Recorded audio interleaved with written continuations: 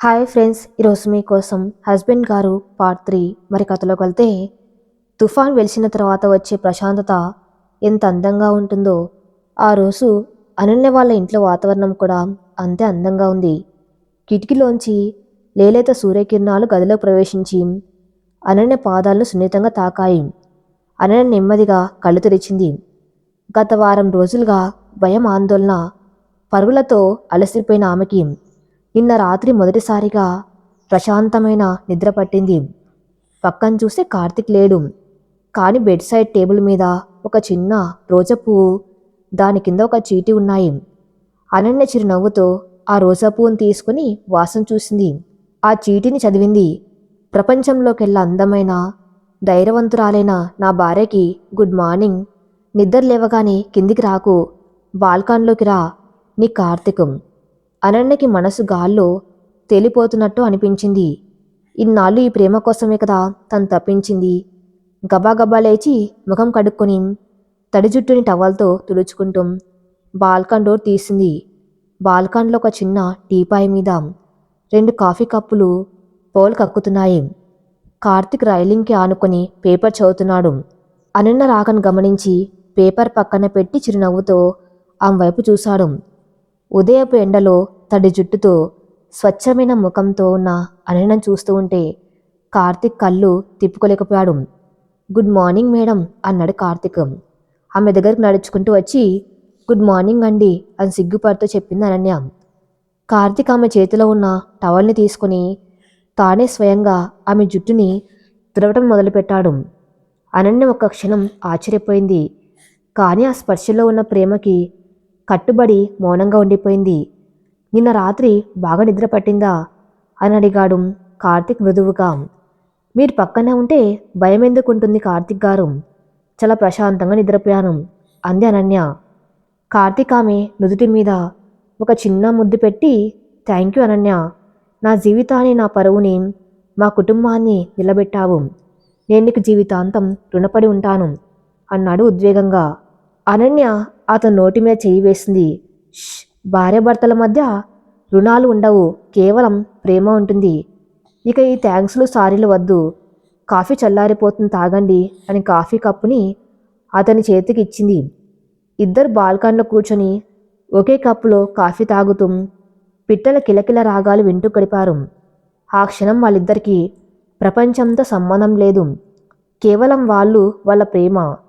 కాసేపటి తర్వాత అనన్య కిందికి వెళ్ళింది. హాల్లో అత్తయ్య గారు, మామయ్య గారు కూర్చుని ఉన్నారు. అనన్యను చూడగానే శారద గారి ముఖం వెలిగిపోయింది. రా అమ్మ, మహాలక్ష్మిలా వచ్చావు, రా కూర్చో అని పిలిచారు. అనన్య వంటింట్లోకి వెళ్ళబోతూ ఉంటే శారద గారు వారించారు. ఈ రోజు నుంచి వారం రోజుల వరకు నువ్వు వంటింట్లోకి రాకూడదు, ఇది నా ఆర్డర్. అదేంటత్తయ్యా? అంతేనమ్మా, కొత్త కోడలివి, వచ్చి రాగానే ఎన్ని కష్టాలు పడ్డావు, కాస్త విశ్రాంతి తీసుకోం. ఈరోజు వంట నేను, మీ మామయ్య గారు కలిసి చేస్తాం అన్నవారు శారద గారు. మామయ్య గారు గర్వంగా అవునమ్మా, నా చేతి వంట రుచి చూద్దువు గాని, స్పెషల్గా పాయసం చేశాను అని అన్నాడు. ఆ అప్పాయత చూసి అనన్య కళ్ళల్లో ఆనంద బాష్పాలు వచ్చాయి. పుట్టింటిని వదిలి వచ్చానని బాధపడింది, కానీ ఇక్కడ ఇంకో అమ్మా నాన్న దొరికారు అనిపించింది. కానీ అనన్య దృష్టి సోఫాలో ముభావంగా కూర్చున్న తన అక్క ప్రియ మీద పడింది. ప్రియ చాలా డల్గా ఉంది, కళ్ళు వాచిపోయి ఉన్నాయి. భర్త జైలుకు వెళ్ళడం, తను నమ్మిన బంధం మోసమని తెలియటం ఆమెని కృంగదీసింది. అనన్య నెమ్మదిగా అక్క దగ్గరకు వెళ్ళింది. ప్రియ పక్కన కూర్చుని ఆమె చేతిని తన చేతుల్లోకి తీసుకుంది. అక్క, ప్రియ తలెత్తి చెల్లిని చూసింది. వెంటనే కన్నీళ్లు పెట్టుకుని అనన్యని హత్తుకుంది. అనన్య, నా బతుకిలా అయిపోయిందేంటి? నేను ఎంత దురదృష్టవంతురాల్ని. అంతలో కార్తీక్ అక్కడికి వచ్చాడు. ప్రియ ఎదురుగా మోకాళ్ళ మీద కూర్చున్నాడు. అక్కను దురదృష్టవంతురాలే కాదు, ఒక విషపురుని జీవితం నుంచి వెళ్ళిపోయింది, అది అదృష్టం. వాణ్ణి పక్కన ఉండి ఉంటే నేను నిత్యం చంపేవాడు. ఇప్పుడు నువ్వు స్వేచ్ఛగా ఉన్నావు. కానీ కార్తీక్, సమాజం ఏమంటుంది? ఒంటరిదాన్ని అయిపోయాను కదా అని ఏడ్చింది ప్రియా. నువ్వు ఒంటరిదానివి ఎందుకు అవుతావు అక్క? అనన్య గట్టిగా చెప్పింది. మేమున్నాం కదా, ఈ ఇల్లు నీది. అమ్మా నాన్నలు, నేను, కార్తీక్ అందరం నీ వాళ్ళమే. సురేష్ బావ చేసిన తప్పుకి నువ్వెందుకు శిక్ష అనుభవించాలి? ఈ రోజు నుంచి నీ జీవితం కొత్తగా మొదలవ్వాలి. నువ్వు మళ్ళీ నవ్వుతూ ఉండాలి. అదే మాకు కావాలి. శారద గారు వచ్చి ప్రియతల నిమిరారు. అవును బిడ్డ, నువ్వు మాకు పరాయిదానివి కాదు, కూతురివి. ఈ ఇంట్లో దర్జాగా ఉండు. కుటుంబం అంతా తనకి అండగా నిలబడ్డంతో ప్రియకి కొండంత ధైర్యం వచ్చింది. ఆమె కన్నీళ్ళు తుడుచుకొని చిన్నగా నవ్వింది. Thank you. మీలాంటి వాళ్ళు దొరకటం నా అదృష్టం. ఆ మధ్యాహ్నం భోజనం ఒక పండగలా జరిగింది. మామయ్య గారు చేసిన పాయసం నిజంగానే అద్భుతంగా ఉంది. కార్తీక్, అనన్య ఒకరికొకరు వడ్డించుకుంటూ సరదాగా జోకులు వేసుకుంటూ అక్కని నవ్వించడానికి ప్రయత్నించారు. ఇన్నాళ్ళు గంభీరంగా ఉన్న ఇంట్లో మళ్ళీ నవ్వుల సందడి వినిపించింది. సాయంత్రం కార్తీక్ అనన్య దగ్గరికి వచ్చి రహస్యంగా చెప్పాడు. సాయంత్రం రెడీగా ఉండు, బయటకు వెళ్తున్నాం. ఎక్కడికి? సర్ప్రైజ్ అని కన్ను గీటాడు కార్తీక్. సాయంత్రం 6 గంటలకు కార్తీక్ బైక్ మీద అనన్యను ఎక్కించుకుని బయలుదేరాడు. చల్లని గాలి, భర్త సాన్నిహిత్యం అనన్యకి చాలా హాయిగా ఉంది. కార్తీక్ ఆమెను ఒక అందమైన గార్డెన్ రెస్టారెంట్కి తీసుకెళ్లాడు. అది చాలా ప్రశాంతంగా క్యాండిల్ లైట్స్తో అలంకరించి ఉంది. వాళ్ళ కోసం ప్రత్యేకంగా ఒక టేబుల్ రిజర్వ్ చేసి ఉంది. కూర్చున్న తర్వాత కార్తీక్ జోబులోంచి ఒక చిన్న బాక్స్ తీశాడు. అనన్య ఆశ్చర్యంగా చూసింది. ఏంటిది? కార్తీక్ ఆ బాక్స్ తెరిచాడు. అందులో అనన్య తన భర్తను కాపాడడం కోసం అమ్మేసిన బంగారు గాజులు, చైను ఉన్నాయి. నిజానికి వాటిని కార్తీక్ అమ్మలేదు, తాకట్టు పెట్టాడు. ఈరోజు ఉదయం వెళ్ళి విడిపించుకుని వచ్చాడు. అనన్య ఆ నగల్ని చూడగానే ఉద్వేగానికి లోనైంది. కార్తీక్ ఆమె చేతిని తీసుకొని ఆ గాజులు మళ్ళీ ఆమె చేతికి వేశాడు. తర్వాత లేచి నిలబడి ఆ మెల్లో ఆ చైన్ వేశాడు. అనన్య, ఆ రోజు నువ్వు ఈ నగలు తీసిచ్చినప్పుడు నా గుండె బరువెక్కింది. ఒక భార్య తన తాళిని, నగలను భర్త కోసం త్యాగం చేయడం కంటే గొప్ప ప్రేమ ఇంకేముంటుంది? ఈరోజువి మళ్ళీ నీ దగ్గరికి వచ్చాయి. కానీ వీటి విలువ ఇప్పుడు పెరిగింది. ఇవి బంగారం కాదు, నీ ప్రేమకి సాక్ష్యాలు. అనన్య కళల్లో నీళ్లు తిరిగాయి. నన్నింతలా ప్రేమించే భర్త దొరకటం నా పూర్వజన్మ సుకృతమండి. కాదు అనన్య, నీలాంటి భార్య దొరకటం నా అదృష్టం. మనం పెళ్లి చేసుకున్నాం, కానీ మనసులో ఒకరినొకరు పూర్తిగా అర్థం చేసుకుంది నిన్నటి సంఘటనతోనే. ఐ లవ్ యూ అనన్య అని చెప్పాడు Karthik. I love you to Karthik అని అనన్య సిగ్గుపడుతూ చెప్పింది. ఆ రాత్రి డిన్నర్ చాలా రొమాంటిక్గా సాగింది. వాళ్ళ గతం గురించి మాట్లాడుకోలేదు, కేవలం భవిష్యత్తు గురించి, చిన్న చిన్న ఆశల గురించి మాట్లాడుకున్నారు. ఇంటికి తిరిగి వచ్చాక మళ్ళీ ఆ గది, మొదటి రోజు అడుగుపెట్టినప్పుడు ఎంతో భయపడిన అదే గది. కానీ ఈరోజు ఆ గది స్వర్గంలో అనిపిస్తుంది. అనన్య బట్టలు మార్చుకొని నైట్ డ్రెస్ వేసుకుని వచ్చింది. కార్తీక్ బాల్కాన్లో నించొని వెన్నెల వంక చూస్తున్నాడు. అనన్య వెళ్ళి వెనక నుంచి అతన్ని హత్తుకుంది. ఆమె తలని అతని వీపు కానించి కళ్ళు మూసుకుంది. ఏంటి మేడం, రొమాంటిక్ మూడ్లో ఉన్నట్టు ఉన్నారు అని ఆట పట్టించాడు కార్తీక్.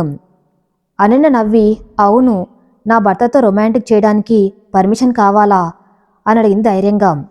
కార్తీక్ వెనక్కి తిరిగి ఆ ముఖాన్ని తన చేతుల్లోకి తీసుకున్నాడు. పర్మిషన్ అక్కర్లేదు, హక్కు ఉంది. అతను నెమ్మదిగా ఆమె నుదుటి మీద, కళ్ళ మీద, బుగ్గల మీద ముద్దులు పెట్టాడు. అనన్య అతని గుండెల్లో తలదాచుకుంది. ఆ రాత్రి వాళ్ళ మధ్య ఉన్న దూరం పూర్తిగా చెరిగిపోయింది. 2 మనస్సులు, 2 ప్రాణాలు ఒకటయ్యాయి.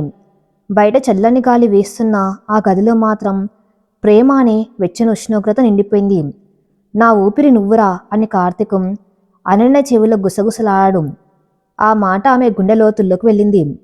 మరుసటి రోజు ఉదయం అనన్య చాలా హుషారుగా లేచింది. వంటింట్లోకి వెళ్ళి కాఫీ పెట్టింది. ప్రియా అక్క కూడా లేచి వచ్చింది. ఆ ముఖంలో నిన్నటి విషాదం కాస్త తగ్గింది. గుడ్ మార్నింగ్ అనన్య అని పలకరించింది. గుడ్ మార్నింగ్ అక్క, కాఫీ తాగు అని ఇచ్చింది అనన్య. అందరు హాల్లో కూర్చొని మాట్లాడుకుంటూ ఉన్నారు. జీవితం మళ్ళీ మామూలు స్థితికి వచ్చింది అనిపిస్తుంది. కానీ విధి ఎప్పుడు అంత సాఫీగా ఉండదు కదా. అనన్య తన గదిలోకి వెళ్ళి వార్బోర్డ్ సర్దుతూ ఉండగా ఆమె దృష్టి పై సెల్ఫ్లో ఉన్న ఒక పాత ఫోటో ఫ్రేమ్ మీద పడింది. అది కార్తిక్ కాలేజ్ డేస్ ఫోటో. అందులో కార్తిక్, విక్కీ మరియు ఇంకొక వ్యక్తి ఉన్నారు. ఆ మూడో వ్యక్తి ఎవరో అనన్యకి తెలియదు. ముఖం కొంచెం మసగ్గా ఉంది. అయితే నిన్నటి రాత్రి ఆనందంలో అనన్య ఒక విషయాన్ని మర్చిపోయింది. విక్కీ ల్యాప్టాప్లో దొరికిన వీడియోలు అనన్య బెడ్రూమ్లోవి. అవి తీయటానికి కెమెరా పెట్టింది ఎవరు? సురేష్ జైల్లో ఉన్నాడు, విక్కీ జైల్లో ఉన్నాడు. మరి ఆ కెమెరా పెట్టిన మూడో మనిషి ఎవరు? అనన్య ఆ ఫోటోని పక్కన పెట్టి అద్దం ముందు నించొని బొట్టు పెట్టుకుంటుంది. అద్దంలో వెనక ఉన్న కిటికీ కర్టెన్ వెనక నుంచి ఎవరో చూస్తున్నట్టుగా ఒక నీడ కదిలింది. అనన్య ఉలిక్కిపడి వెనక్కి తిరిగింది. ఎవరక్కడా? అక్కడెవరూ లేరు. కేవలం గాలికి కర్టెన్ కదులుతుంది. నా భ్రమ అయి ఉంటుందిలే అనుకుంది అనన్య. నిన్నటి స్ట్రెస్ వల్ల అలా అనిపిస్తుంది. ఆ మళ్ళీ అద్దం వైపు తిరిగింది. కాని కింద నేల మీద కర్టెన్ దగ్గర ఒక చిన్న వస్తువు పడి ఉంది. అనన్య దగ్గరికి వెళ్ళి దాన్ని తీసింది.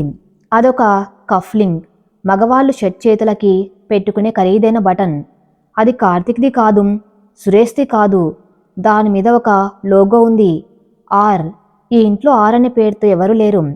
మరి కఫ్లింగ్ ఎక్కడి నుంచి వచ్చింది? ఇప్పుడు ఎవరో ఇక్కడ నించొని వెళ్ళారా? అంటే శత్రువు బయట లేడు, ఇంట్లోనే ఉన్నాడు. అంతేకాదు ఆ శత్రువు ఇప్పుడే అనన్య గదిలోకి వచ్చి వెళ్ళాడు. అనన్య గుండెల్లో మళ్ళీ అలజడి మొదలైంది. ఇందాకటి వరకు ఉన్న ఫీల్ గుడ్ వాతావరణం ఒక చిన్న క్లూతో మళ్ళీ మిస్టరీగా మారింది. కార్తిక్ కింద నుంచి పిలిచాడు, అనన్య టిఫిన్ రెడీ, రా అనన్య. ఆ కఫ్లింక్ని తన గుప్పెట్లో దాచుకుంది. ముఖంలో చిరునవ్వు తెచ్చుకొని వస్తున్న కార్తిక్ అని అరిచింది. ప్రస్తుతానికి ఆ సంతోషాన్ని చెడగొట్టొద్దనుకుంది. కానీ లోపల మాత్రం ఒక నిర్ణయానికి వచ్చింది. ఈ ఆరెవరో నేను కనుక్కోవాలి. నా సంతోషాన్ని, నా కుటుంబాన్ని ఇంకెవరు డిస్టర్బ్ చేయడానికి నేను ఒప్పుకోను. నవ్వుతూ కిందికి వెళ్ళింది అనన్య. కానీ ఆమె పిడికిల్లో ఆ కఫ్లింగ్ గట్టిగా బిగించి ఉంది. అనన్య తన అరచేతిలో ఉన్న ఆ చిన్న వస్తువుని తీక్షణంగా చూస్తుంది. అదొక బంగారు కఫ్లింక్. దాని మీద శిష్టంగా ఆరని అక్షరం చెక్కబడి ఉంది. నిన్న రాత్రి తన గదిలో కటన్ వెనుక ఎవరో దాక్కున్నారని ఆమెకు అనుమానం వచ్చింది. ఆ వ్యక్తి పారిపోతూ జారవిడిచిన వస్తువిదే. ఈ ఇంట్లో మగవాళ్ళంటే మామయ్య గారు కార్తిక్, నిన్నటి వరకు సురేషు. కానీ వీళ్ళెవరి పేర్లు ఆర్తో మొదలు కావు. మరి ఇది ఎవరిది? ఒక పరాయి వ్యక్తి నా బెడ్రూమ్లోకి నేను తయారవుతున్నప్పుడు ఎలా రాగలిగాడు? అసలు ఎంతసేపు అక్కడ ఉన్నాడు? అనన్య ఆలోచనలు పరిపరి విధాలా పోతున్నాయి. ఆ కఫ్లింగ్ సాధారణమైంది కాదు, చాలా ఖరీదైంది. కస్టమ్ మేడ్ డిజైన్లా ఉంది. అంటే ఆ వ్యక్తి చాలా డబ్బున్నవాడు మరియు స్టైల్ మెయింటైన్ చేసేవాడు. అనన్య ఇంకా రాలేదేంటి? కింద నుంచి కార్తిక్ పిలుపు వినిపించింది. అనన్య ఉలిక్కిపడి ఆ కఫ్లింక్ని తన డ్రెస్సింగ్ టేబుల్ సొరుగులో ఒక చిన్న బాక్స్లో దాచింది. ముఖం మీద ఉన్న ఆందోళన చెరిపేసి ఒక చిరునవ్వు అద్దుకొని కిందికి వెళ్ళింది. డైనింగ్ టేబుల్ దగ్గర అందరూ కూర్చొని ఉన్నారు. ప్రియా అక్క కూడా ఈరోజు చాలా యాక్టివ్గా ఉంది. ఆమె తన బాధని దిగమింగి ఇంట్లో పనుల్లో అత్తయ్య గారికి సహాయం చేస్తుంది. రా అనన్య, నీకోసం వెయిటింగ్. ఈరోజు ఇడ్లీ సాంబార్ చేశాం అంది ప్రియ నవ్వుతూ. అనన్య కూర్చుంది. కార్తీక్ ఆమెకి చట్నీ వడ్డిస్తూ, ఏంటి మేడం పొద్దున్నే డీప్ థింకింగ్లో ఉన్నారు? మళ్ళీ ఏమైనా మిస్టరీ సాల్వ్ చేస్తున్నారా అని జోక్ చేశాడు. అనన్య గుండె జలక్మనిపించింది. కార్తీక్ తన మనసులో మాట ఎలా తెలిసింది? అబ్బే ఏం లేదండి, తలనొప్పిగా ఉంటే టాబ్లెట్ వేసుకున్నాను అని కవర్ చేసింది. అప్పుడే శారద గారు కిచెన్లోంచి ఒక శుభవార్తతో వచ్చారు. ఏమండి, ఇందాక ఫోన్ వచ్చింది, మన రిషి వస్తున్నాడట. ఆ పేరు వినగానే మామయ్య గారి ముఖం వెలిగిపోయింది. అవునా, ఎప్పుడు? ఈరోజు మధ్యాహ్నం ఫ్లైట్కి దిగుతున్నాడు, సాయంత్రానికి ఇంటికి వచ్చేస్తాడు అని చెప్పారు శారద గారు. కార్తీక్ కూడా ఎంతో ఉత్సాహంగా, అరే రిషిగాడు వస్తున్నాడా, సూపర్, వాడు వచ్చి 2 ఏళ్ళు అవుతుంది, వాడి రాకతో ఇల్లు మళ్ళీ కలకల్లాడుతుందన్నాడు. అనన్యకి ఆ పేరు కొత్త. ఎవరత్తయ్య ఈ రిషి అని అడిగింది. రిషి నా మేనల్డమ్మ, అంటే కార్తీక్కి బావ అవుతాడు. బెంగళూరులో సాఫ్ట్వేర్ కంపెనీ ఉంది వాడికి. చాలా మంచివాడు, హుషారైనవాడు. చిన్నప్పటి నుంచి కార్తీక్ రిషి ఇద్దరు కవల పిల్లల్లా పెరిగారు. అని చెప్పారు శారద గారు. రిషి ఆర్. అనన్య మెదల్లో ఓ గంట మోగింది. ఆ కఫ్ లింక్ మీద ఉన్న ఆర్ రిషినేనా? కానీ రిషి బెంగళూరులో ఉన్నారు కదా, నిన్న రాత్రి ఇక్కడ నా గదిలో ఎలా ఉన్నారు? ఒకవేళ నిన్నే వచ్చాడా? ఎవరికి తెలియకుండా వచ్చాడా? అనన్య మనసులో సందేహాలు మొదలయ్యాయి. సాయంత్రం 4 గంటలు. ఇంటి ముందు ఒక ఖరీదైన ఆడి కారు వచ్చి ఆగింది. డ్రైవర్ దిగి డోర్ తీశాడు. అందులోంచి ఒక యువకుడు దిగాడు. హైట్ 6 అడుగులు, gym body, modern hair style, కళ్ళ కూలింగ్ గ్లాసెస్. చూడ్డానికి సినిమా హీరోలా ఉన్నాడు. హే బ్రో అంటూ కార్తిక్ పరుగున వెళ్ళి అతన్ని హత్తుకున్నాడు. కార్తిక్ హౌ ఆర్ యూరా అంటూ రిషి కూడా అంతే ఆప్యాయంగా హత్తుకున్నాడు. రిషి అందరినీ పలకరించాడు. అత్తయ్య మామయ్యలకి కాళ్ళకి నమస్కారం చేశాడు. ప్రియా అక్కని ఏమే మర్దలి పిల్ల అని సరదాగా ఆట పట్టించాడు. అతని ప్రవర్తన చాలా కలుపుగోలుగా సరదాగా ఉంది. ఎక్కడ గర్వం లేదు. చివరిగా రిషి చూపు అనన్య మీద పడింది. అనన్య ఒక పక్కన నించుని గమనిస్తుంది. కార్తిక్ అనన్యని పరిచయం చేశాడు. రిషి, ఇది నా భార్య అనన్య. రిషి కూలింగ్ గ్లాసెస్ తీసి అనన్యని పైనుంచి కింద వరకు ఒక్కసారిగా చూశాడు. ఆ చూపులో ఏదో తేడా ఉంది. అది మర్యాదగా లేదు, స్కానింగ్ చేస్తున్నట్టుగా ఉంది. కానీ మరు క్షణమే ఒక స్వీట్ స్మైల్ ఇచ్చాడు. నమస్తే వదిన గారు, ఫోటోలో కంటే రియల్గానే చాలా అందంగా ఉన్నారు. మా కార్తిక్ గాడు లక్కీ ఫెలో అన్నారు రిషి. నమస్తే అండి అని అనన్య చేతులు జోడించింది. రిషి చేతిలో ఉన్న గిఫ్ట్ బాక్స్ని అనన్యకిచ్చాడు. ఇది మా వదిన గారికి చిన్న బహుమతి. అనన్య వద్దని చెప్పబోతూ ఉంటే కార్తిక్ తీసుకో అనన్య, వాడు నా బెస్ట్ ఫ్రెండ్ లాంటివాడు అని చెప్పాడు. అనన్య ఆ బాక్స్ తీసుకుంది. ఆ రోజు రాత్రి ఇంటి వాతావరణం పండగలా మారింది. సురేష్ విక్కీలు చేసిన డ్యామేజ్ని మర్చిపోయి అందరు నవ్వుతున్నారు. రిషి చిన్నప్పటి విషయాలు చెప్తూ అందరినీ నవ్విస్తున్నాడు. కానీ అనన్య దృష్టి మాత్రం రిషి చేతుల మీద ఉంది. రిషి ఒక వైట్ షర్ట్ వేసుకున్నాడు. చేతులకి కఫ్లింగ్స్ ఉన్నాయి. అనన్య వాటిని సుష్టంగా చూడ్డానికి ప్రయత్నిస్తుంది. కానీ రిషి చేతులు కదులుతూనే ఉన్నాయి. రిషి, నువ్వు బిజినెస్లో బాగా బిజీ కదా, సడన్గా ఎలా వచ్చావు అని అడిగారు మామయ్య గారు. రిషి కాఫీ తాగుతూ, అదేం లేదు మామయ్య, ఇక్కడ మన సిటీలో ఒక కొత్త ప్రాజెక్ట్ స్టార్ట్ చేస్తున్నాం. ఒక వారం రోజులు పని ఉంటుంది. అందుకే హోటల్లో ఎందుకు, మన ఇంట్లోనే ఉందామని వచ్చాను అని చెప్పాడు. అనన్యకి ఒక డౌట్ వచ్చింది. హోటల్లో ఎందుకు అనుకున్న వాడివి నిన్న రాత్రి ఎక్కడున్నావు అని అడగాలనిపించింది. కానీ సాక్ష్యం లేకుండా అడగకూడదు. డిన్నర్ అయ్యాక అందరూ నిద్రపోవడానికి వెళ్లారు. రిషికి కింద గెస్ట్ రూమ్ కేటాయించారు. అనన్య తన గదిలోకి వచ్చింది. కార్తీక్ అప్పుడే పడుకొని నిద్రపోతున్నాడు. పాపం ఆఫీస్ టెన్షన్స్, ఇంటి గొడవలతో అలసిపోయాడు. అనన్యకి నిద్ర రావటం లేదు. ఆమెకి ఆ కఫ్లింక్ రహస్యం తెలియాలి. ఆమె నెమ్మదిగా డ్రెస్సింగ్ టేబుల్ సొరగు తెరిచి తను దాచిన కఫ్లింక్ని తీసుకుంది. తర్వాత రిషి ఇచ్చిన గిఫ్ట్ బాక్స్ని తెరిచింది. అందులో ఖరీదైన పర్ఫ్యూమ్ బాటిల్ ఉంది. కానీ ఆ బాక్స్ అడుగున ఒక చిన్న చీటీ ఉంది. అనన్య ఆ చీటీని తీసి చదివింది. అందులో ఇంగ్లీష్లో రాసి ఉంది, hidden treasures are meant to be found just like secrets are. Ananya గుండె వేగం పెరిగింది. ఇది ఖచ్చితంగా రిషి రాసిందే. హిడెన్ ట్రేసర్స్ అంటే తను దాచిన కఫ్లింక్ గురించేనా? అంటే తాను ఆ కఫ్లింక్ దొరకబుచ్చుకున్నానని, దాన్ని దాచానని రిషికి తెలిసిపోయిందా? అసలు రిషి తన్ని గమనిస్తున్నాడా? అనన్యకు అర్థమైంది. రిషి మామూలు మనిషి కాదు, చాలా డేంజర్. సురేష్ విక్కీలు కేవలం బలం వాడారు, కానీ రిషి బుద్ధిని వాడుతున్నాడు. సైకలాజికల్గా ఆడుకుంటున్నాడు. అనన్య ఒక నిర్ణయానికి వచ్చింది. ఇప్పుడు కిందికి వెళ్ళి రిషి గదిని చెక్ చేయాలి. అతను నిద్రపోతున్నాడో లేదో చూడాలి. అనన్య మెల్లగా డోర్ తీసుకుని బయటకు వచ్చింది. ఇల్లంతా చీకటిగా ఉంది. కేవలం నైట్ ల్యాంప్స్ వెలుగుతున్నాయి. మెట్ల మీద నుంచి కిందికి చూసింది. గెస్ట్ రూమ్ డోర్ కొంచెం తెరిచి ఉంది. లైట్ వెలుగుతుంది. అనన్య పిల్లిలా శబ్దం చేయకుండా కిందికి దిగింది. గెస్ట్ రూమ్ కిటికీ దగ్గరికి వెళ్ళింది. కర్టెన్స్ అందులోంచి లోపలికి చూసింది. లోపల దృశ్యం చూసి అనన్య షాక్ అయింది. రిషి మంచం మీద పడుకోలేదు.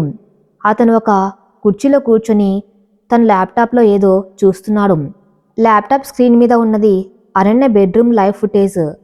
అనన్య గదిలో ఇంకా కెమెరా ఉంది.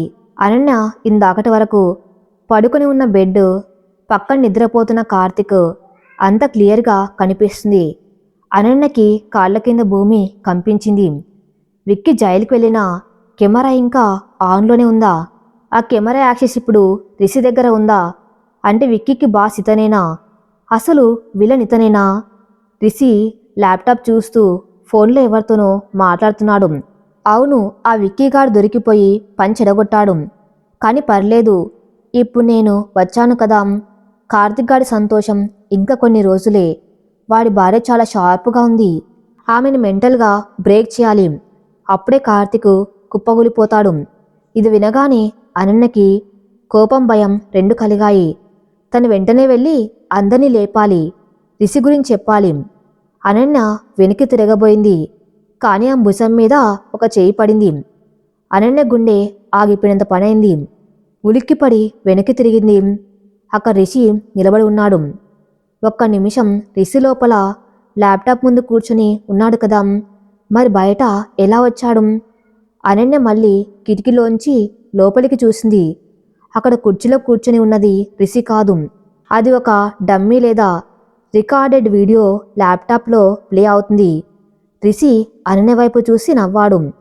ఆ నవ్వులో పగటిపుట కనిపించిన ఆప్యాయత లేదు, ఒక క్రూరత్వం ఉంది. ఏంటి వదిన గారు, అర్ధరాత్రి మరిది గదిలో ఏం పని అని వెటకారంగా అడిగాడు. అనన్య వెనక్కి తగ్గింది. నువ్వు లోపల టెక్నాలజీ వదిన గారు, నేను లోపల ఉన్నట్టు భ్రమ కల్పించాను. నిజానికి నేను నీ కోసమే బయట వెయిట్ చేస్తున్నాను. నువ్వు ఖచ్చితంగా కిందికి వస్తావని నాకు తెలుసు అన్న రిషి. ఎవరు నువ్వు? కార్తిక్కి భావం చెప్పుకొని తిరుగుతున్నావు, కానీ వెనక గోతులు తవ్వుతున్నావు. ఆ కెమెరాలు నువ్వే పెట్టావా? విక్కీ నీ మనిషేనా? అనన్య ధైర్యంగా నిలదీసింది. రిషి చప్పట్లు కొట్టాడు. Wow, beauty with brain. నువ్వు చాలా తెలివైన దానివి అనన్య. విక్కీ, సురేష్ వాళ్ళు కేవలం పావులే. అసలు ఆట ఆడిస్తుంది నేను. ఎందుకు? కార్తిక్ నేను సొంత అన్నయ్యలా చూస్తాడు. నువ్వెందుకు కార్తిక్ని నాశనం చేయాలనుకుంటున్నావు? రిషి ముఖం సీరియస్గా మారింది. అతని కళ్ళల్లో ద్వేషం రగిలింది. ఎందుకంటే కార్తిక్ నా జీవితాన్ని నాశనం చేశాడు కాబట్టి. ఏం చేశాడు? అది తెలుసుకునే టైము ఇంకా రాలేదనన్య. ఇప్పుడు నువ్వేం చేస్తావు? వెళ్ళి కార్తిక్ చెప్తావా? అత్తయ్యకి చెప్తావా? చెప్పు, ఎవ్వరు నమ్మరు. ఎందుకంటే అందరి దృష్టిలో నేను రాముణ్ణి. నువ్వు చెప్తే నిన్ను పిచ్చిదాని కింద జమ కడతారు, లేదా నువ్వే నన్ను ట్రాప్ చేయడానికి ట్రై చేస్తున్నావని అబద్ధం చెప్తారు. రిషి అనన్య దగ్గరికి వచ్చి ఆమె చెవిలో గుసగుసగా చెప్పాడు. నా దగ్గర నీ బెడ్రూమ్ వీడియోలు చాలా ఉన్నాయనన్య. నువ్వు గట్టిగా అరిస్తే ఆ వీడియోలు ఇంటర్నెట్లో లీక్ అవుతాయి. నీ పరువు, మీ కుటుంబం పరువు గంగలో కలుస్తుంది. సో నోరు మూసుకుని ఉండు. ఈ ఇంట్లో జరిగే డ్రామాని సైలెంట్గా చూడు. అనన్యకి ఒళ్ళు మండిపోయింది. చీ నీచుడా అంటూ అతని చెంప పగలగొడ్డానికి చేయెత్తింది. రిషి ఆమె చేతిని గట్టిగా పట్టుకున్నాడు. తప్పు అనన్య, నాతో పెట్టుకోకు. నేను సురేష్ లాంటి పిరికివాణ్ణి కాదు.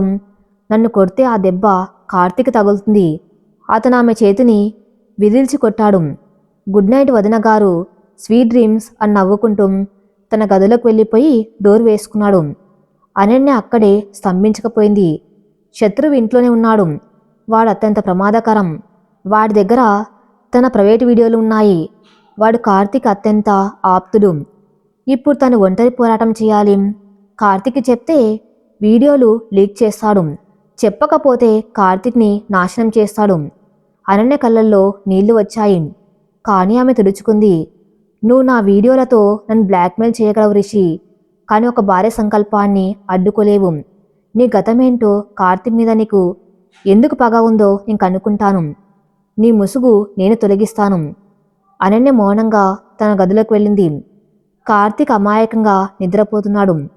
అతని పక్కన పడుకొని అతన్ని గట్టిగా హత్తుకుంది. నిన్ను కాపాడుకోవడానికి నేను రాక్షసిగా మారడానికైనా సిద్ధమే కార్తికం అనుకుంది మనసులో. మరుసటి రోజు ఉదయం రిషి బ్రేక్ఫాస్ట్ టేబుల్ దగ్గర చాలా హడావిడి చేస్తున్నాడు. అత్తయ్య, ఈరోజు మనం అందరం గుడికి వెళ్దాం. నీ స్పెషల్ పూజ చేయిస్తున్నాను అని అన్నాడు. మంచి పనిరా రిషి, వెళ్దామంది శారదగారు. అనన్య కార్తీక్కి కాఫీ ఇస్తూ ఉంటే రిషి కావాలనే కాలు అడ్డుపెట్టాడు. అనన్య తూలి పడబోయింది. చేతుల వేడి కాఫీ కార్తీక్ మీద పడింది. అబ్బా అని కార్తీక్ అరిచాడు. చొక్కా కాలిపోయింది. అయ్యో అనన్య, చూసుకోవాలి కదా అని రిషి దొంగ ఆందోళన నటించాడు. వెంటనే లేచి కార్తీక్కి సహాయం చేశాడు. రా రా కార్తీక్, కోల్డ్ వాటర్ పోద్దాం. అనన్యకు అర్థమైంది, ఇది రిషి కావాలని చేశాడు, తనని అజాగ్రత్తగా ఉండే భార్యలా చూపించటానికి. కార్తీక్ అనన్య వైపు కోపంగా చూడలేదు, కానీ నొప్పి వల్ల ముఖం చిట్లించాడు. పర్లేదనన్య, యాక్సిడెంట్లే అన్నాడు. కానీ శారదగారు కొంచెం అసహనంగా, ఏంటమ్మా అనన్య, ఈ మధ్య పరధ్యానంగా ఉంటున్నావు అని అన్నారు. రిషి అనన్య వైపు చూసి కన్ను గీటాడు. అదే కదా నా గేమ్, నిన్ను మెల్లగా అందరికీ దూరం చేయటం అన్నట్టుగా ఉంది ఆ చూపు. కార్తీక్ ఛాతి మీద పన్న కాఫీ మరక, చర్మం కందిపోయిన ఆ ఎరుపు అనన్య గుండెని పిండేస్తున్నట్టుగా ఉన్నాయి. కార్తీక్ పర్లేదు అని నవ్వుతున్నాం, అతనికి మంటగా ఉందని అనన్యకు తెలుసు. గదిలో కార్తీక్ షర్టు విప్పి బెడ్ మీద కూర్చుని ఉన్నాడు. అనన్య కళ్ళలో నీళ్లతో ఆయింట్మెంట్ రాస్తుంది. ఆమె చేతి స్పర్శ తగలగానే కార్తీక్ చిన్నగా కదిలాడు. సారీ అండి, ఐఆమ్ వెరీ సారీ, నా వల్లే. అనన్య గొంతు వణికింది. కార్తీక్ ఆమె చేతిని పట్టుకుని ఆపాడు. అనన్య, ఎన్నిసార్లు చెప్తావు, అదే యాక్సిడెంటు, నువ్వు కావాలని చేయలేదు కదా. అయినా ఈ చిన్న మంట నువ్వు నా పక్కన ఉంటే చల్లబడిపోతుంది అని నవ్వించాడు. అనన్యకి ఆ మాటలు మరింత బాధను కలిగించాయి. నా భర్త నన్ను ఇంతగా నమ్ముతున్నాడు, కానీ ఆ రిషిగాడు మా మధ్య చిచ్చు పెడుతున్నాడు, నేను నిజాన్ని చెప్పలేకపోతున్నాను అని మదనపడింది. అప్పుడే గత్తలుపులు తెరుచుకున్నాయి. రిషి లోపలికి వచ్చాడు. ఎలాంటి అనుమతి లేకుండా చాలా చనువుగా వచ్చాడు. బ్రో, ఎలా ఉంది ఇప్పుడు, మంట తగ్గిందా అని అడిగాడు, ముఖం మీద కృత్రిమమైన జాలిని ప్రదర్శిస్తూ. కార్తీక్ నవ్వి, పర్లేదురా రిషి, అనన్య డాక్టర్లా ట్రీట్మెంట్ ఇస్తుందిగా, సెట్ అయిపోతుందన్నాడు. రిషి అనన్య వైపు చూసి ఒక వెకిల్ నవ్వు నవ్వాడు. అవును అవును, వదిన గారు ట్రీట్మెంట్ ఇవ్వడంలో స్పెషలిస్ట్ అని నాకు ఇప్పుడే అర్థమైంది. కాకపోతే కొన్నిసార్లు మందు ఎక్కువైతే రియాక్షన్ వస్తుంది, జాగ్రత్త అని ద్వంద్వార్థం వచ్చేలా అన్నాడు. అనన్యకి ఆ మాటల వెనక ఉన్న అర్థం తెలుసు. నాతో పెట్టుకుంటే నీ వీడియోలు లీక్ అవుతాయి అని హెచ్చరిస్తున్నాడు. ఆమె కోపాన్ని దిగమింగుకొని తలదించుకుంది. సరే బ్రో, అందరు రెడీ అవ్వండి, గుడికి వెళ్ళాలి కదా, అత్తయ్య గారు తొందర చేస్తున్నారు అని చెప్పి రిషి వెళ్ళిపోయాడు. వెళ్తూ వెళ్తూ అనన్య ఫోన్కి ఒక మెసేజ్ పంపాడు. అనన్య ఫోన్ టింగ్ అని మోగింది. కార్తీక్ చూడకముందే అనన్య చూసింది మెసేజ్. ఈరోజు గుళ్ళో నీ మొగుడికి ఆయుష్ మూడింది, దేవుడు కూడా కాపాడలేడు. అనన్య గుండె ఆగిపోయినంత పనైంది. రిషి కార్తీక్ని చంపాలనుకుంటున్నాడా? గుళ్ళో ఏదో ప్రమాదం జరగబోతుంది, కానీ ఎలా, ఏం చేస్తాడు? అనన్యకి అర్థం కాలేదు. కానీ ఒక్కటి మాత్రం ఫిక్స్ అయింది, ఈరోజు క్షణం కూడా కార్తీక్ని వదిలి ఉండకూడదు. ఆలయం అది ఊరికి కొంచెం దూరంలో ఉన్న ఒక ప్రముఖ పురాతన శివాలయం. ఎత్తైన కొండ మీద ఉంది, మెట్ల మార్గం ఉంది, ఘాట్ రోడ్డు కూడా ఉంది. రిషి తన ఆడి కార్లో అందరినీ తీసుకెళ్తున్నాడు.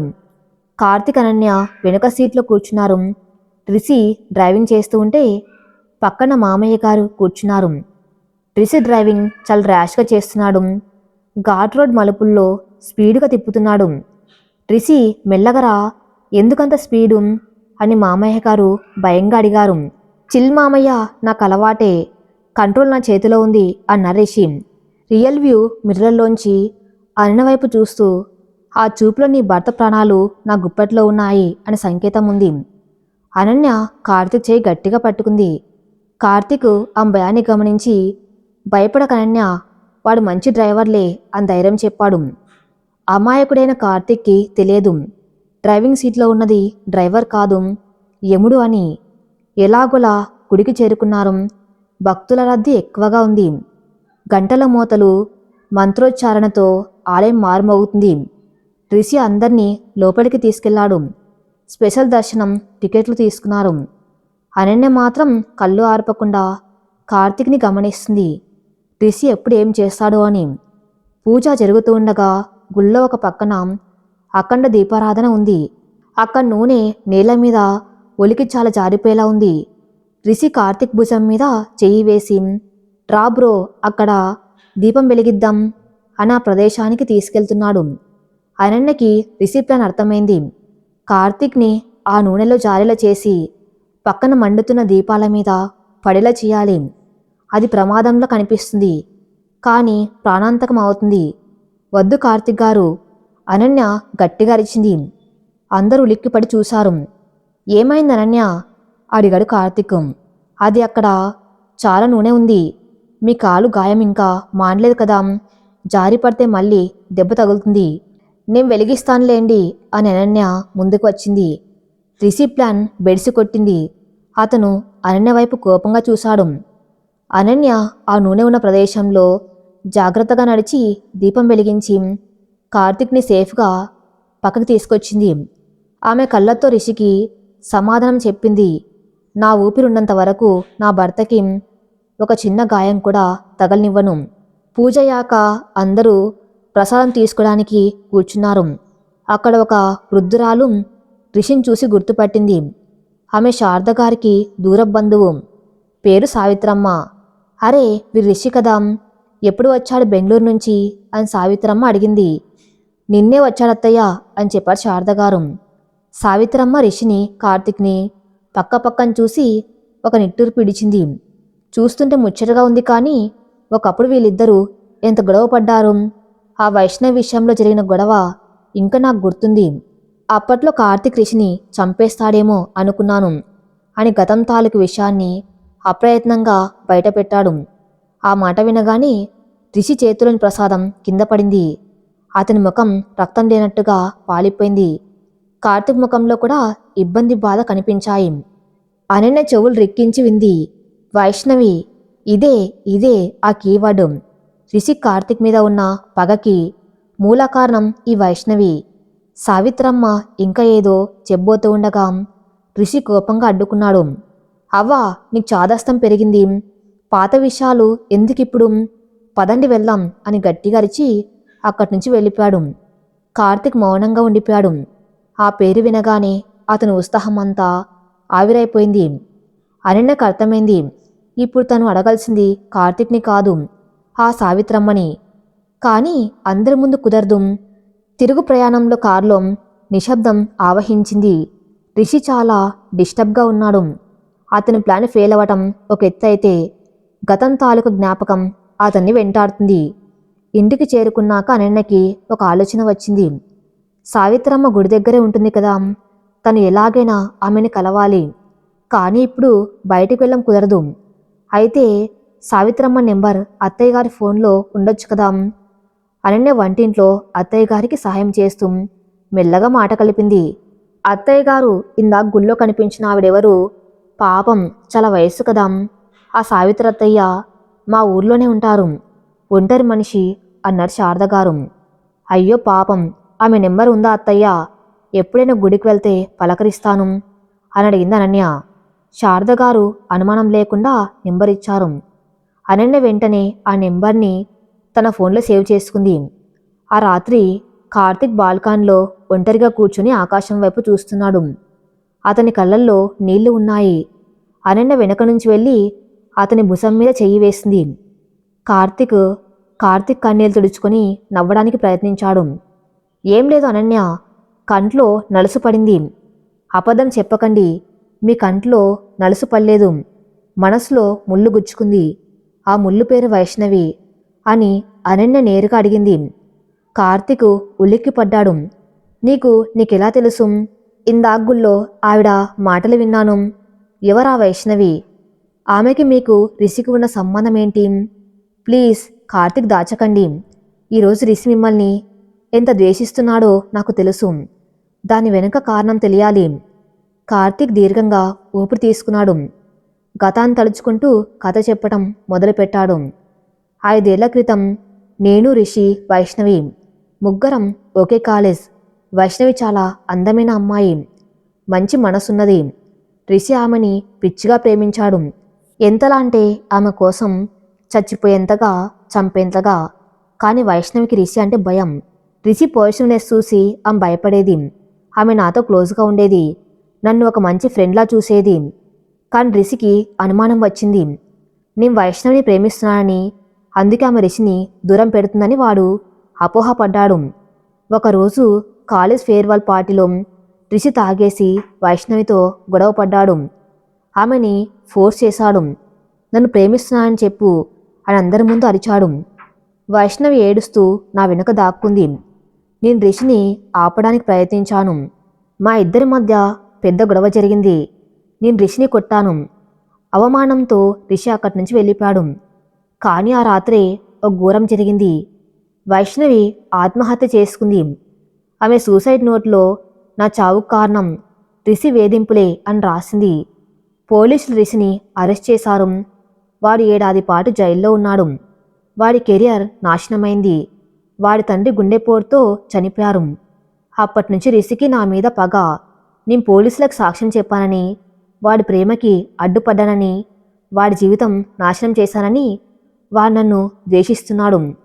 జైలు నుంచి వచ్చాక వాడు మారిపోయాడని, పశ్చాత్తాపడుతున్నాడని అందరు నమ్మారు. నేను కూడా నమ్మాను. అందుకే వాడిని మళ్ళీ దగ్గరికి చేర్చుకున్నాను. కానీ వాడి మనసులో ఇంకా ఆ పగ ఉందా? కార్తిక్ కథ ముగించాడు. అనన్యకి అంతా అర్థమైంది. రిషి మారని మనిషి కాదు, ముసుగు వేసుకున్న మృగం. అతను కార్తీక్ని చంపడానికి వచ్చాడు. కానీ నేరుగా చంపితే మళ్ళీ జైలుకి వెళ్తాడు. అందుకే అనన్యను వాడుకొని కార్తీక్ని మానసికంగా చంపి ఆత్మహత్య చేసుకునేలా చేయటమో లేదా ప్రమాదంలో పోయేలా చేయటమో వాడి ప్లాన్. కార్తీక్ కళ్ళల్లో నీళ్లు తిరిగాయి. అనన్య, రిషి నిజంగానే మారలేదా? వాడింకా నన్ను శత్రువుగానే చూస్తున్నాడా? అనన్యకి ఇప్పుడు నిజం చెప్పాలని ఉంది. అవును కార్తీక్, వాడు మారలేదు. మన బెడ్రూమ్లో కెమెరా పెట్టింది వాడే. సురేష్ని ఉసిగొల్పింది వాడే. ఈరోజు నిన్ను చంపాలనుకుంది వాడే అని చెప్పాలని ఉంది. కానీ చెప్తే రిషి వీడియో లీక్ చేస్తాడు. అప్పుడు కార్తీక్ పరువుతో పాటు వైష్ణవ్ విషయంలో కార్తీక్ పడిన శ్రమంతా బూడిదలో పోసిన పన్నీర్ అవుతుంది. అనన్య కార్తీక్ కన్నీళ్ళు తుడిచింది. కార్తీక్ మనుషులు మారతారో లేదో నాకు తెలియదు. కానీ ఒక విషయం గుర్తించుకోండి, మీరు ఏ తప్పు చేయలేదు. వైష్ణవికి న్యాయం చేశారు. రిషి మీ మీద పగ పెంచుకోవటం వాడి మూర్ఖత్వం. మీరు జాగ్రత్తగా ఉండాలి. కార్తీక్ అనన్య ఒళ్ళో తల పెట్టుకుని పడుకున్నాడు. నువ్వు ఉన్నావు కదా అనన్య, నాకే భయం లేదు. ఆ రాత్రి అనన్య నిద్రపోలేదు. కార్తీక్ చెప్పిన కథలో ఒక పాయింట్ ఆమెని ఆలోచింపజేసింది. వైష్ణవి ఆత్మహత్య చేసుకుంది. కానీ రిషి లాంటి సైకో తను ప్రేమించిన అమ్మాయి చనిపోతే దానికి కారణమైన వాళ్ళని వదిలిపెడతాడా? కార్తీక్ నిన్నాళ్ళు ఎందుకు వదిలేశాడు? ఇప్పుడే ఎందుకు వచ్చాడు? బహుశా వైష్ణవ్ చావు వెనుక కార్తీక్ తెలియని ఇంకేదైనా నిజం ఉందా? సావిత్రమ్మ ఏదో చెప్పబోయి ఆగిపోయింది. అనన్య తెల్లవారుజామున 5 గంటలకు లేచింది. రిషి గాఢ నిద్రలో ఉన్నాడు. అనన్య బాల్కాన్లోకి వెళ్ళి సావిత్రమ్మకి ఫోన్ చేసింది. హలో సావిత్రత్తయ్య గారు, నేను అనన్యని. అవతల నుంచి సావిత్రమ్మ గొంతు నిద్రమత్తులో వినిపించింది. ఎవరమ్మా? కార్తీక్ భార్యని, అనన్యని. అర్జెంటుగా ఒక విషయం మాట్లాడాలి. సావిత్రమ్మ గొంతులో భయం వినిపించింది. అమ్మో, ఇప్పుడెందుకు ఫోన్ చేశావు తల్లి? వాడు వింటాడేమో. వాడెవడు? రిషిగాడు. వాడు మంచోడు కాదు తల్లి. నిన్న గుళ్ళో నన్ను బెదిరించాడు. నోరిప్పితే చంపేస్తా అని వార్నింగ్ ఇచ్చాడు. అనన్య షాక్ అయింది. రిషి అంత ఫాస్ట్గా ఉన్నాడా? అత్తయ్య భయపడకండి, నేను మిమ్మల్ని కాపాడుతాను. అసలు వైష్ణవ్ విషయంలో ఏం జరిగింది? కార్తీక్ చెప్పింది నిజమేనా లేక ఇంకా ఏమైనా ఉందా? సావిత్రమ్మ గొంతు తగ్గించి చెప్పింది. కార్తీక్ తెలిసింది సగం నిజమే అమ్మా. వైష్ణవి సూసైడ్ చేసుకోలేదు. ఆమెని రిషిగాడి చంపేశాడు. ఆ విషయం ఎవ్వరికీ తెలియదు. అప్పట్లో రిషి వాళ్ళ నాన్న డబ్బు ఎజల్లి పోస్ట్మార్టం రిపోర్ట్స్ మార్పించి సూసైడ్ అని నమ్మించారు. కానీ ఆ రోజు రాత్రి ఏం జరిగిందో నేను కళ్ళారా చూశాను. నేను వైష్ణవి ఇంటి పక్కనే ఉండేదాన్ని. అనన్యకి నోట మాట రాలేదు. రిషి ఒక హంతకుడు, సొంత ప్రేమని చంపిన సైకో. ఇప్పుడు కార్తీక్ని చంపడానికి వచ్చాడు. అత్తయ్య, మీ దగ్గర సాక్ష్యం ఉందా? సాక్ష్యం లేదు తల్లి, కానీ ఆ రోజు వైష్ణవి రాసిన ఒక డైరీ ఉంది. అది నా దగ్గర దాచాను. రిషి మనసులు ఇల్లు మొత్తం వెతికారు కానీ అది దొరకలేదు. అందులో రిషి ఆగడాలన్నీ ఉన్నాయి. ఆ డైరీ ఇప్పుడు ఎక్కడుంది? అనన్య ఆతృతగా అడిగింది. నా దగ్గరే ఉంది. నువ్వు రాగలవా? వస్తాను, ఇప్పుడే వస్తాను. మీ అడ్రస్ చెప్పండి. అనన్య ఫోన్ కట్ చేసింది. ఇప్పుడు ఆమె చేతిలో ఒక క్లూ ఉంది. వైష్ణవి డైరీ. అది దొరికితే రిషిని శాశ్వతంగా జైలుకి పంపొచ్చు. వీడియో లీక్ బెదిరింపులు ఇక పనిచేయవు. ఎందుకంటే హంతకుడి వీడియోలకి విలువ ఉండదు. కానీ ఈ విషయం రిషికి తెలియకుండా వెళ్ళాలి. అనన్య రెడీ స్కూటీ కీస్ తీసుకుంది. పాలు తీసుకురావడానికి వెళ్తున్నా అని వాచ్మెన్కి చెప్పి గేట్ దాటింది. అనన్య స్కూటీ మీద వేగంగా వెళ్తుంది. సావిత్రమ్మ ఇల్లు ఊరి చివర ఉంది. కానీ ఆమెని ఒక నల్ల కారు ఫాలో అవుతుంది. అది రిషి కారు కాదు, వేరే కారు. అందులో ఉన్నదెవరు? అనన్య మిర్రర్లో ఆ కారును చూసింది. స్పీడ్ పెంచింది. ఆ కారు కూడా స్పీడ్ పెంచింది. సడన్గా ఆ కారు అనన్య స్కూటీని ఢీ కొట్టింది. దడం అనన్య స్కూటీతో సహా కింద పడిపోయింది. రోడ్డు మీద దొర్లుకుంటూ వెళ్ళింది. హెల్మెట్ ఉండటం వల్ల తలకి దెబ్బ తగలలేదు కానీ కాలుకి చేతులకి గాయాలయ్యాయి. ఆ కారు ఆగింది. అందులోంచి ఒక వ్యక్తి దిగాడు. ముఖానికి మాస్క్ ఉంది, చేతిలో రాడ్డు ఉంది. అతను అనన్య వైపు నడుచుకుంటూ వస్తున్నాడు. అనన్య లేవడానికి ప్రయత్నించింది. కాలు నొప్పిగా ఉంది. ఎవరు నువ్వు? ఆ వ్యక్తి దగ్గరికి వచ్చి రాడు పైకెత్తాడు. అంతలో వెనక నుంచి ఇంకో బైక్ వచ్చింది. బైక్ మీద ఉన్న వ్యక్తి హెల్మెట్ తీశాడు. అతను విక్కీ. జైల్లో ఉండవలసిన విక్కీ ఇక్కడ ఎలా ఉన్నాడు? బెయిల్ మీద వచ్చాడా లేక పారిపోయాడా? విక్కీ ఆ మాస్క్ వెనకున్న వ్యక్తిని ఆపాడు. రే ఆగు! తర్వాత అనన్య వైపు చూసి నవ్వాడు. హాయ్ వదిన గారు, సర్ప్రైజ్. మీ మర్ది గారు నన్ను బెయిల్ మీద బయటకు తెచ్చారు. ఎందుకో తెలుసా? నేను లేపేయటానికి కాదు, ఆ డైరీ దొరకకుండా చేయటానికి. అంటే రిషికి తెలిసిపోయిందా? రిషి తన గదిలో ఉన్న ఆడియో బగ్ ద్వారా అనన్య సావిత్రమ్మతో మాట్లాడింది విన్నాడు. ఇప్పుడు ఆ డైరీ మాకు కావాలి. అడ్రస్ చెప్పు అని విక్కీ అనన్య గొంతు పట్టుకున్నాడు. అనన్య ఊపిరాడక గిలగిల్లాడింది. కానీ ఆమె కళ్ళల్లో లొంగుబాటు లేదు. ఆమె చేతికి దొరికిన మట్టిని తీసి విక్కీ కళ్ళలో కొట్టింది. విక్కీ కళ్ళు నులుముకుంటూ వెనక్కి తగ్గాడు. అనన్య కుంటుకుంటూ లేచింది. పక్కనే ఉన్న అడవిలోకి పరుగు తీసింది. పట్టుకొండ్రా దాన్ని అని విక్కీ అరిచాడు. అనన్య అడవిలో పరిగెడుతుంది. వెనుక హంతకులు, ముందు తెలియని దారి. ఆమె గమ్యం సావిత్రమ్మ ఇల్లు. కానీ ఇప్పుడు అది ప్రాణాలతో సాధ్యమేనా? మరి ఇంట్లో కార్తీక్ లేచాడు. పక్కన అనన్య లేదు. అనన్య అని పిలిచాడు. ఫోన్ చేస్తే స్విచ్ ఆఫ్. టేబుల్ మీద సావిత్రమ్మ రాసిన అడ్రస్ చీటీ ఉంది. కార్తీక్ దాన్ని చూశాడు. సావిత్రత్తయ్య ఇంటికి వెళ్ళిందా? ఇంత ఉదయాన్నే ఎందుకు? కార్తీక్ ఏదో కీడు శంకించింది. అతను వెంటనే బయలుదేరాడు. రేస్ మొదలయ్యింది. డైరీ కోసం అనన్య, అనన్య కోసం విక్కీ గ్యాంగు, అనన్య కోసం కార్తీక్. రిషి ఇంట్లో కూర్చుని ఆ ఆటని ఎంజాయ్ చేస్తున్నాడు. అడవి మార్గంలో ఎంటాకులు నలిగిపోతున్న శబ్దం, దానికి తోడు అనన్య ఆయాసంతో తీసుకుంటున్న ఊపిరి శబ్దం. ఆమె కాలుకైన గాయం నుంచి రక్తం కారుతుంది.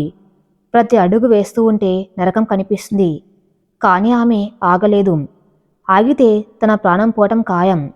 అంతకంటే ముఖ్యంగా తన భర్తను రక్షించే నిజం శాశ్వతంగా సమాధి అయిపోతుంది. వెనక కొంతమంది దూరంలో విక్కీ, అతని మాస్క్ వేసుకున్న రౌడీలు వెతుకుతున్నారు. రేయ్, ఆ రక్తం మరకలు చూడండి, ఇటువైపు వెళ్ళింది, వెతకండి. విక్కీ అరుపు అడవిలో ప్రధ్వనించింది. అనన్య ఒక పెద్ద చెట్టు వెనక దాక్కుంది. గుండె దర్దల్లాడుతుంది. చేతులు వణుకుతున్నాయి. దేవుడా, నాకు శక్తినివ్వు. సావిత్రమ్మ గారి ఇల్లిక్కడికి దగ్గరలోనే ఉండాలి అని మనసులో ప్రార్థించుకుంది. కాసేపు నిశ్శబ్దం. విక్కీ అడుగుల చప్పుడు దగ్గరగా వినిపిస్తుంది. అతని చేతిలో ఉన్న ఇనుపరాడ్ని చెట్లకు కొడుతూ భయపెట్టేలా నడుస్తున్నాడు. వదిన గారు దాక్కున్నారా? బయటికి రండి.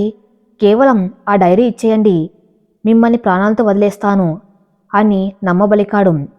అనన్యకి తెలుసు అది అబద్ధమని. రిషి విక్కీలు సాక్ష్యం దొరికాక సాక్షులను బతకనివ్వరు. వైష్ణవిని చంపినట్టు తన్ని కూడా చంపేస్తారు. అనన్య నెమ్మదిగా కింద ఉన్న రాయిని తీసుకుంది. అతనికి వ్యతిరేక దిశలో బలంగా విసిరింది. ఆ రాయి పొదల్లో పడి శబ్దం చేసింది. అటువైపు పట్టుకోండి అని విక్కి గ్యాంగ్ అటు పరిగెత్తారు. అదే అదనుగా అనన్య లేచి సావిత్రమ్మ ఇల్లు ఉన్న దిశగా కుంటుకుంటూ పరుగు తీసింది.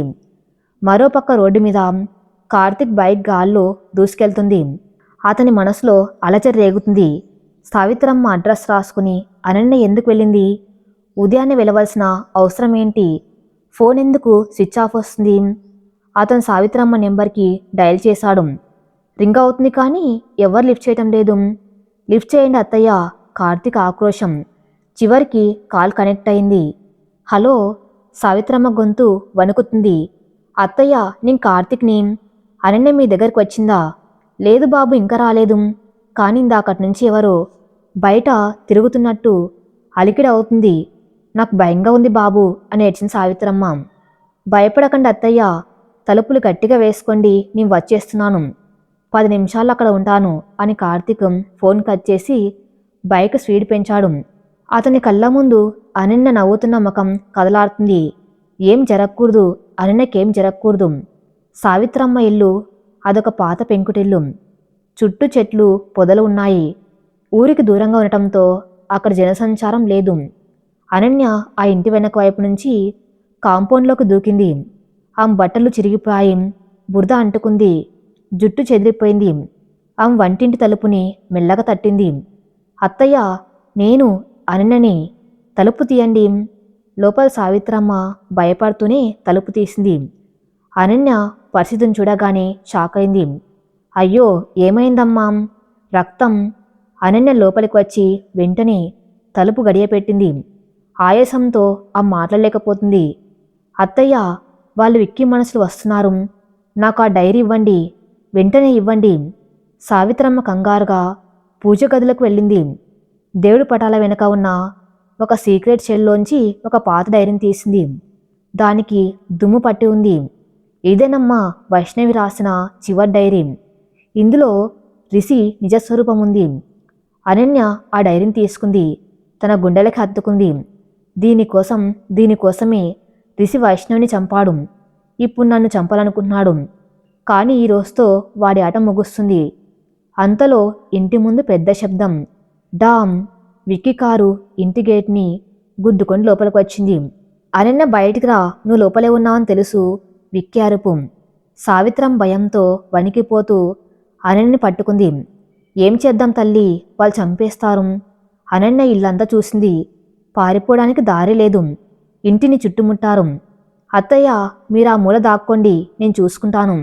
అనన్య ఆ డైరీని తన నడుము దగ్గర చీరలో దాచుకుంది. వంటింట్లో ఉన్న కత్తిని చేతిలోకి తీసుకుంది. రండిరా, ఈరోజు ఒక ఆడదంటే ఏంటో చూపిస్తా అనుకుంది. విక్కీ కిటికీ అద్దాలు పగలగొట్టాడు. రేయ్, పెట్రోల్ పోయన్రా, ఆ డైరీ బయటికి రాకపోయినా పర్లేదు. అది కాలిపోయినా మాకు లాభమే. దాంతోపాటు వీళ్ళు కూడా కాలిపోతారు అని ఆదేశించాడు విక్కీ. రౌడీలు పెట్రోల్ క్యాన్లతో ఇంటి చుట్టూ పోయటం మొదలుపెట్టారు. అనన్యకి వాళ్ళ ప్లాన్ అర్థమైంది. వాళ్ళు లోపలికి రారు, ఇంటిని తగలబెట్టేస్తారు. అమ్మో, అత్తయ్యని ఎలా కాపాడాలి? కిటికీలోంచి మంటలు వేయటం మొదలుపెట్టారు. పాత పెంకుటిల్లు కావటం, చెక్క సామాన్లు ఎక్కువ ఉండటంతో మంటలు వేగంగా వ్యాపించాయి. పొగ ఇల్లంతా కమ్ముకుంది. సావిత్రమ్మ దగ్గుతూ కింద పడిపోయింది. అనన్యకి ఊపిరాడడం లేదు. కాపాడండి, ఎవరైనా కాపాడండి అని అరిచింది. కాని బయట విక్కి నవ్వుతున్నాడు. అరవ్వే, బాగా అరువు. నీ మొగుడు వచ్చేసరికి ఇక్కడ బూడిద తప్ప ఇంకేం మిగలదు. అనన్య కళ్ళు మసకబారుతున్నాయి. కార్తిక్, సారీ, నేను ఓడిపోయాను. ఆమె సృహ కోల్పోతున్న క్షణంలో బయట ఒక భారీ శబ్దం. ఒక బైక్ గాల్లో ఎగురుతూ వచ్చి విక్కీ నిలబడిన చోట ల్యాండ్ అయింది. విక్కీ భయంతో పక్కకు తప్పుకున్నాడు. బైక్ మీద ఉన్నది కార్తిక్. కార్తిక్ హెల్మెట్ తీసి విసిరేశాడు. అతని కళ్ళు నిప్పు కనికల్లా మండుతున్నాయి. ఇంటి చుట్టూ మంటలు చూసి లోపల తన అనన్య ఉందన్న ఆలోచన రాగానే అతనిలోని శివుడు నిద్రలేచాడు. విక్కీ కార్తిక్ గర్జనకి అడవి కంపించింది. విక్కీ గ్యాంగ్ కార్తిక్ మీదకు వచ్చారు. కార్తీక్ బైక్ స్టాండ్ వేయలేదు. నేరుగా పరిగెత్తాడు. ఎదురు వచ్చిన రౌడీని ఒక్క గుద్దు గుద్దాడు. వాడు గాల్లో ఎగిరిపడ్డాడు. ఇంకొకటి చెయ్యి విరిచాడు. కార్తీక్ ఈరోజు కేవలం కొట్టడం లేదు, చంపేంత కసితో ఉన్నాడు. విక్కీ చేతిలో రాడ్డు తీసుకుని కార్తీక్ వెనక నుంచి కొట్టడానికి వచ్చాడు. కార్తీక్ పసిగట్టాడు. సడన్గా వెనక్కి తిరిగి విక్కీ రాడ్ని గాల్లోనే పట్టుకున్నాడు. విక్కీని దగ్గరికి లాక్కొని నా భార్యను ముట్టుకుంటావారా అంటూ ముఖం మీద బలంగా కొట్టాడు. విక్కీ ముక్కు పగిలి రక్తం కారింది. కింద పడిపోయాడు. కార్తీక్ మండుతున్న ఇంటివైపు పరిగెత్తాడు. మెయిన్ డోర్ కాలిపోతుంది. అతను తన భుజంతో డోర్ని బలంగా ఢీకొట్టాడు. దడేల్ తలుపు విరిగిపోయింది. లోపల పొగలో అనన్య సావిత్రమ్మ కింద పడి ఉన్నారు. అనన్య కార్తీక్ అరిచాడు. అనన్య కళ్ళు తెరిచింది. మసగ్గా కార్తీక్ కనిపిస్తున్నాడు. కార్తీక్ వచ్చేసారా? కార్తీక్ వెంటనే సావిత్రమ్మని ఎత్తుకుని బయటకు తీసుకువచ్చి పడుకోబెట్టాడు. మళ్ళీ లోపలికి వెళ్ళాడు. అనన్యని ఎత్తుకున్నాడు. అనన్య చేతిలో డైరీని గట్టిగా పట్టుకుని ఉంది. ఇంటి పైకప్పు కాలిపోవడానికి సిద్ధంగా ఉంది. కార్తీక్ డైరీ జాగ్రత్త అంది అనన్య నీరసంగా. కార్తీక్ ఆమెను ఎత్తుకుని మంటల మధ్యలోంచి బయటకు నడిచాడు. సరిగ్గా అతను బయటకు రాగానే వెనుక ఇల్లు కుప్పగూలిపోయింది. కార్తీక్ అనన్యని ఒక చెట్టు కింద పడుకోబెట్టాడు. అనన్య కళ్ళు తెరువు, ప్లీజ్ అనన్య. అనన్య కళ్ళు తెరిచింది. నేను బాగున్నాను కార్తీక్, కానీ విక్కీ అప్పుడే లేచి కారు ఎక్కి పారిపోవడానికి ప్రయత్నిస్తున్నాడు. కార్తీక్ రాయి తీసి కారు అద్దం మీద కొట్టాడు. కానీ వాడు తప్పించుకుని పారిపోయాడు. పోనివ్వండి కార్తీక్, వాడు బాస్ దగ్గరికి వెళ్తాడు. మనం ఇప్పుడు చేయవలసింది వేరే ఉంది అంది అనన్య. సావిత్రమ్మ మెల్లగా లేచింది. బాబు, అనన్య చాలా కష్టపడింది. ఆ డైరీలో అంతా ఉంది, చదవండి. కార్తీక్ అనన్య చేతిలో ఉన్న డైరీని తీసుకున్నాడు. అనన్య తల్లిమిరాడు. దీనికోసం ప్రాణాల మీదకు తెచ్చుకున్నావా పిచ్చిదానా? ఆ ప్రాణం మీదే కదా కార్తీకం అన్నా వింది అనన్య. కార్తీక్ ఆ డైరీని తెరిచాడు. చివరి పేజీలు డేటు 5 సంవత్సరాల క్రితం. వైష్ణవి చేతిరాత. డైరీలో ఏముంది? ఈరోజు రిషి నన్ను చంపడానికి వస్తున్నాడు. నాకు తెలుసు వాడు నన్ను ప్రేమించడం లేదు, సొంతం చేసుకోవాలనుకున్నాడు. నా స్నేహితుడు కార్తీక్కి ఈ విషయం చెప్తే వాడు కార్తీక్ని కూడా చంపేస్తాడు. అందుకే నేను కార్తీక్ని దూరం పెట్టాను. రిషికి ఒక చీకటి కోణం ఉంది. వాడు కేవలం స్టూడెంట్ కాదు, వాడు డ్రగ్స్కి బానిస. అంతేకాదు వాడికి ఒక మానసిక వ్యాధి ఉంది. వాడు తనకు దక్కని దాన్ని ఎవరికి దక్కనివ్వడు. నా చావుకు కారణం రిషిని. నా దగ్గర వాడు డ్రగ్స్ సప్లై చేసే నెట్వర్క్ వివరాలు ఉన్నాయి. అందుకే నన్ను చంపాలనుకున్నాడు. కార్తీక్ చదవటం ఆపేశాడు. అతని చేతులు వణుకుతున్నాయి. Rishi drugs psycho. ఇన్నాళ్ళు తన బావ, తన సోదరుడు అనుకున్న వ్యక్తి ఇంత క్రూరమైన వాడా? వైష్ణవి తన్ని కాపాడ్డానికి తనకు దూరంగా ఉందా? కార్తీక్ కళలో పశ్చాత్తాపం, ఆవేశం రెండూ ఉన్నాయి. అనన్య రిషిగాన్ని ఈరోజు చంపేస్తా. వైష్ణవిని చంపాడు, నిన్ను చంపాలని చూశాడు. వాడికి బతికే అర్హత లేదు. కార్తీక్ ఆవేశంగా బైక్ వైపు వెళ్ళాడు. అనన్య అతన్ని ఆపింది. కార్తీక్ ఆగండి. కార్తీక్ ఆగి వెనక్కి చూశాడు. ఆవేశం వద్దు. రిషి ఇప్పుడు మన ఇంట్లో ఉన్నాడు, మన కుటుంబం మధ్యలో ఉన్నాడు. మనం నేరుగా వెళ్ళి దాడి చేస్తే వాడు అత్తయ్యని, మామయ్యని, అక్కని బందీలుగా చేసుకుంటాడు. వాడి దగ్గర వెపన్స్ ఉండొచ్చు. మనం తెలివిగా ఆడాలి. మరేం చేద్దాం? కార్తీక్ అడిగాడు. అనన్య కష్టపడి లేచి నిలబడింది. ఈ డైరీ మన చేతిలో ఉన్న ఆయుధం. దీన్ని పోలీసులకు ఇస్తే రిషి అరెస్ట్ అవుతాడు. కానీ అంతకంటే ముందు రిషి అసలు రంగుని ఇంట్లో వాళ్ళందరికీ చూపించాలి. వాడు మన ఇంట్లో పెట్టుకున్న కెమెరాలే వాడికి ఉచ్చు బిగించాలి. ఎలా? అనన్య ఒక ప్లాన్ చెప్పింది. మనం ఇప్పుడు హాస్పిటల్కి వెళ్తున్నాం. నేను చనిపోయినట్టు లేదా కోమలో ఉన్నట్టు నటిస్తాను. విక్కీ వెళ్ళి రిషికి చెప్తాడు అనన్య చచ్చిపోయిందని. అప్పుడు రిషి తన విజయాన్ని సెలబ్రేట్ చేసుకోవడానికి నిజస్వరూపాన్ని బయట పెడతాడు. ఆ టైంలో మనం స్ట్రైక్ చేయాలి. కార్తీక్కి ప్లాన్ నచ్చింది. సరే, అలాగే చేద్దాం. కానీ సావిత్రమ్మ గారిని సేఫ్ ప్లేస్కి తీసుకెళ్ళాలి. కార్తీక్ సావిత్రమ్మని తన ఫ్రెండ్ ఇంటి దగ్గర దించి అనన్యని సిటీ హాస్పిటల్కి తీసుకెళ్లాడు. రిషి ఉన్న ఇంట్లో రిషి హాల్లో సోఫాలో కూర్చొని టీవీ చూస్తున్నాడు. ముఖంలో టెన్షన్ ఉంది. విక్కీ నుంచి ఫోన్ కోసం వెయిట్ చేస్తున్నాడు. ఫోన్ మోగింది. విక్కీ. Hello boss. విక్కీ గొంతు భయంగా ఉంది. ఏమైందిరా? పని అయిందా? డైరీ దొరికిందా? బాస్, చిన్న తేడా జరిగింది. ఆ కార్తీక్ గాడు వచ్చాడు. నన్ను కొట్టాడు. కాని విక్కీ అబద్ధం చెప్పాడు. కాని ఇల్లు మొత్తం కాలిపోయింది బాస్. అనన్య ఆ ముసల్ది లోపలే ఉండిపోయారు. కార్తీక్ వాళ్ళని కాపాడలేకపోయాడు. అనన్య చనిపోయింది బాస్. రిషి ముఖంలో ఆనందం తాండవించింది. నిజమా? అనన్య చనిపోయిందా? వావ్, సూపర్ రా విక్కీ. నా దారిలో ఉన్న పెద్ద ముళ్ళు తొలగిపోయింది. ఇక ఆ డైరీ కాలిపోయినట్టే కదా? అవును బాస్, బూడిదయ్యింది. ఫెంటాస్టిక్. ఈ కార్తీక్ గారిని చూసుకోవటం చాలా ఈజీ. వాడు డిప్రెషన్లో ఉంటాడు. వాడిని మెల్లగా పిచ్చోని చేస్తాను. రిషి ఫోన్ కట్ చేసి గట్టిగా నవ్వాడు. సారీ వదిన గారు, మీరు గేమ్ బాగా ఆడారు, కానీ విలన్ చేతిలో ఓడిపోయారు. రిషి విజయోత్సవంలో మునిగి తేలుతున్నాడు. కానీ అతనికి తెలియదు అనన్య బతికే ఉందని, డైరీ సురక్షితంగా ఉందని, తన చావు గంట మోగబోతుందని. సాయంత్రం కార్తీక్ ఇంటికి వచ్చాడు. ఒంటరిగా అతని బట్టలు చిరిగిపోయి ముఖం మీద మసి, కళ్ళల్లో శూన్యమున్నాయి. అద్భుతమైన నటన ప్రదర్శిస్తున్నాడు. శారదగారు, మామయ్య గారు, ప్రియ అక్క పరుగున వచ్చారు. కార్తీక్ ఏమైందిరా? అనన్య ఏది? కార్తీక్ మోకాల మీద కూలబడి పెద్దగా ఏడ్చాడు. అమ్మా, అనన్య అనన్య నన్ను వదిలి వెళ్ళిపోయిందమ్మా. ఇంట్లో అందరు షాక్ అయ్యారు. హాహాకారాలు చేశారు. రిషి మెట్ల మీద నించొని ఇదంతా చూస్తున్నాడు. అతని ముఖంలో దొంగ ఏడుపు, మనసులో పైశాచిక ఆనందం. రిషి కిందికి వచ్చి కార్తీక్ని హత్తుకున్నాడు. బ్రో, ఏమైందిరా? ధైర్యంగా ఉండు. ఏం జరిగింది? కార్తీక్ రిషిని హత్తుకున్నాడు. కార్తీక్ మనసులో, నవ్వుకోరా రిషి, ఎంత నవ్వుతావో నవ్వుకో. ఇది నీ చివరి నవ్వు. అనన్య హాస్పిటల్లో లేదు. ఆమె ఎక్కడుంది? ఆమె రిషి గదిలోనే ఆ మంచం కిందే దాక్కుని ఉందాం, లేక సీక్రెట్గా కెమెరాలని రీప్రోగ్రామ్ చేస్తుందా? క్లైమాక్స్కి రంగం సిద్ధమైంది. ఒకవైపు కార్తీక్ నటన, ఇంకోవైపు అనన్య ఆపరేషన్. మధ్యలో బలైపోతున్న రిషి. మరి తర్వాత ఏం జరగబోతుందో నెక్స్ట్ పార్ట్లో చూద్దాం.